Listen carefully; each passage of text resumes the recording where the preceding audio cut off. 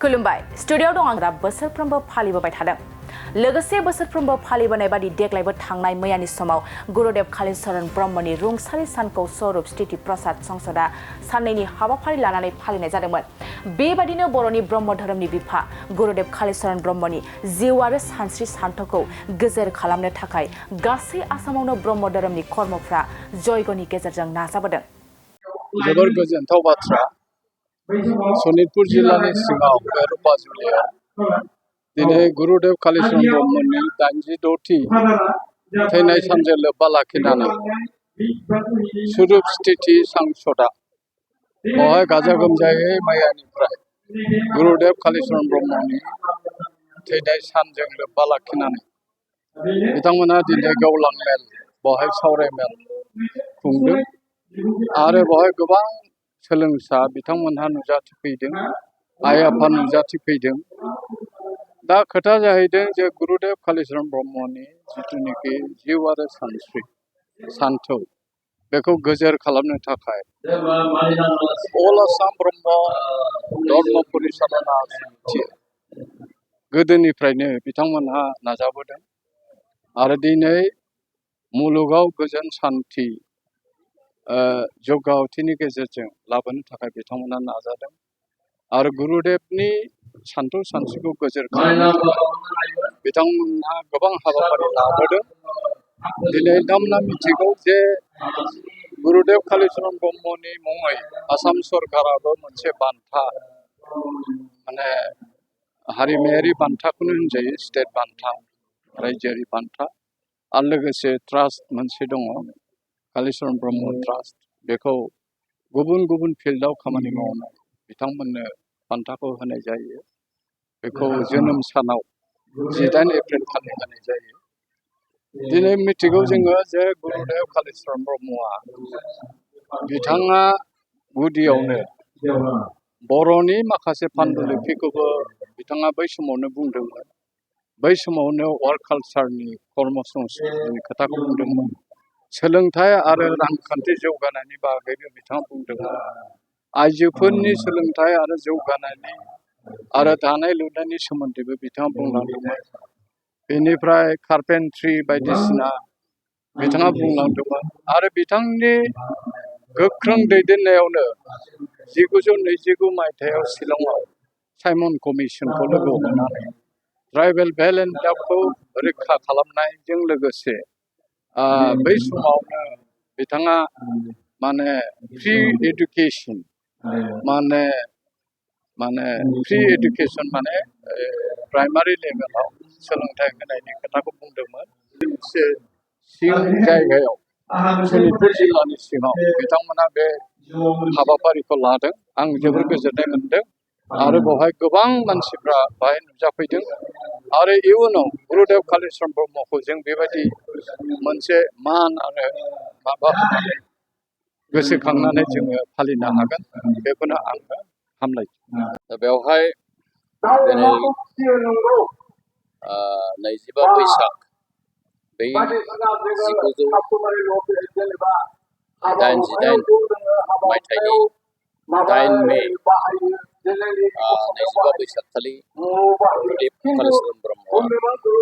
रुंसारि जालांदोंमोन दा बे गुरुदेव कालीचरण ब्रह्मनि रुंसारि सानखौ जों स्वरूप स्थिति प्रसाद संसदआ बोसोरफ्रोमबो फालिबोबाय थादों दिनै गुरुदेव कालीचरण ब्रह्मआ रुंसारि जालांनाया 86 बोसोर जालांबाय दा बेवहाय जों बे सनितपुर जिल्लानि धेकियाजुलि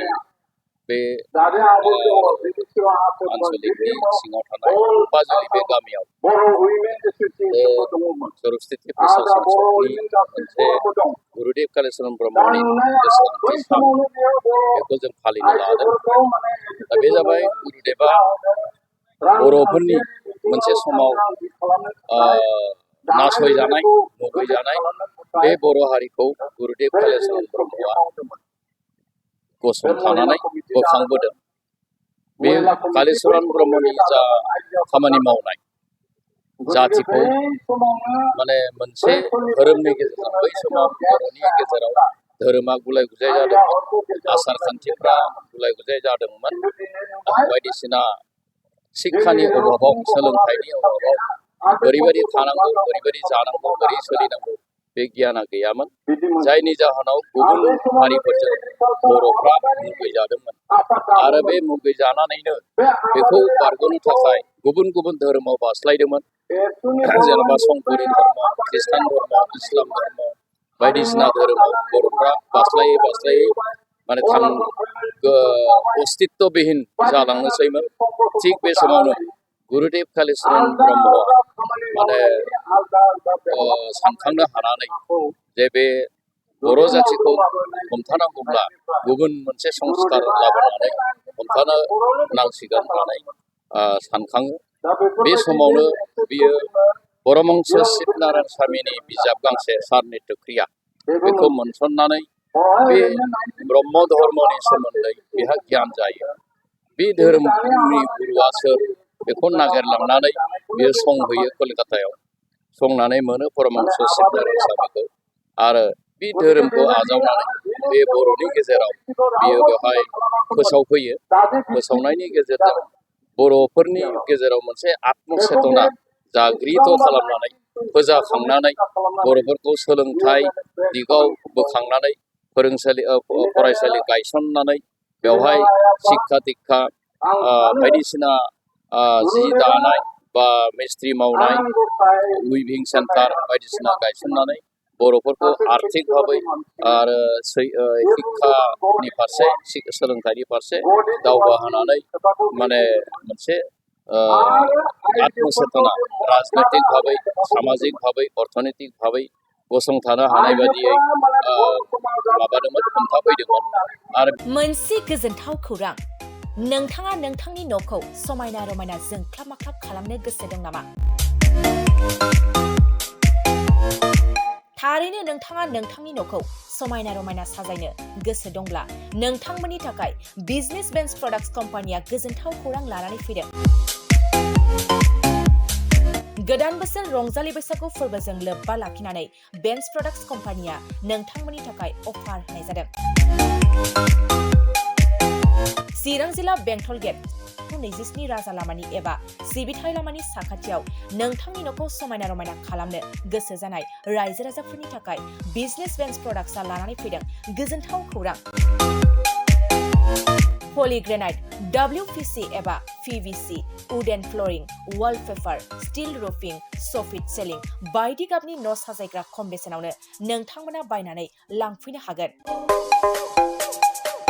बेनि अनगायैबो नोंथाङा गोबां बाथ्रा मिथिनो थाखाय नैबे 8474015053 जानबुं नम्बरनि गेजेरजों नोंथाङा फन खालामनानै मिथिनो हागोन।